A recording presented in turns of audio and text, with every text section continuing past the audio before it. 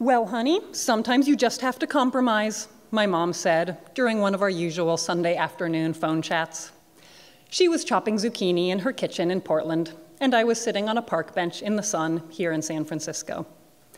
I had finally, nervously, told her that while my husband Jack has always been certain that he wants to have kids, I am still, after a decade, not sure. Jack is getting scared, I admitted, and I am too. I needed something from my mom, but I didn't know what. Certainly not a pep talk about compromise in marriage. That is not helpful, I told her. I'm 32, and I still hate it when my mom can't give me what I need. So of course, I'm also terrified of my own limitations as a potential mother. To hear Jack talk, having a kid means having an orgasm, 9 months later losing some sleep, then spending Saturday mornings building robots for 15 years. For me, and for nearly every honest mother I know, parenting means failing every day for the rest of your life. My training as a psychotherapist does not ease my ambivalence towards motherhood. I scan my old textbooks, and all I see are the words, "the mother."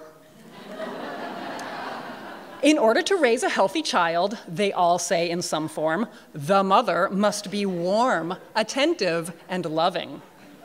The mother must not be cold, distant, or preoccupied with her own feelings.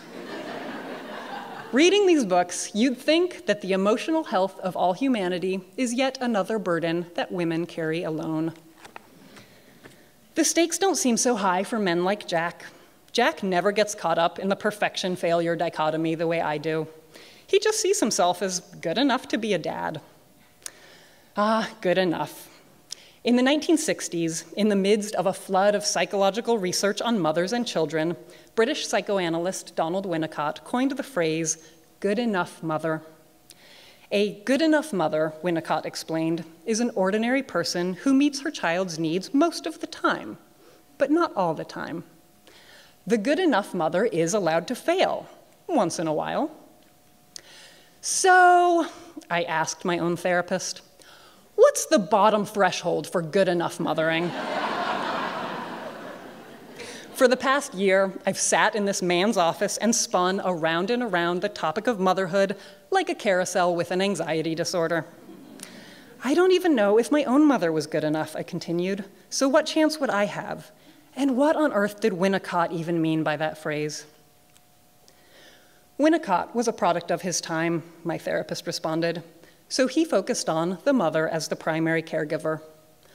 But modern research has found that children are happiest when each adult caring for them is satisfied with his or her role, no matter how big or small it is.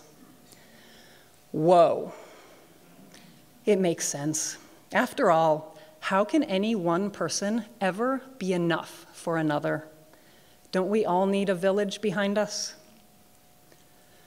For years, Winnicott's good enough mother was the only cure I knew for the perfectionism that seems to plague women who parent.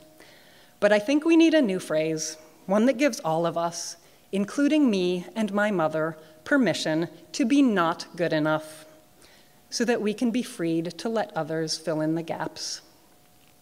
I'm calling this composite mothering.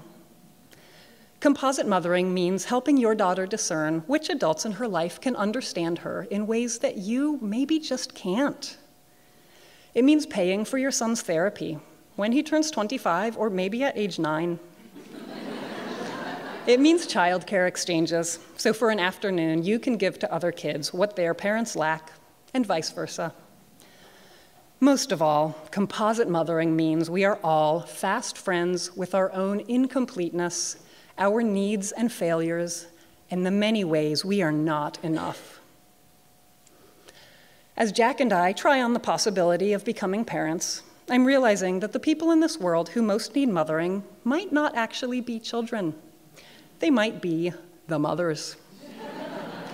And so, in preparation for possible motherhood, I'm letting myself be mothered. I take in maternal care from a variety of sources.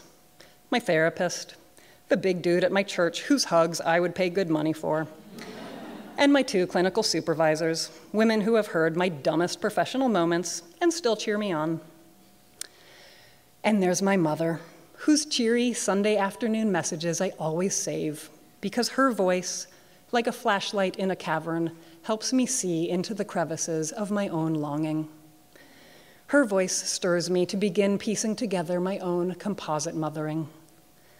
The best gift she continues to give is awakening me to my own constant and endless need for mothering love.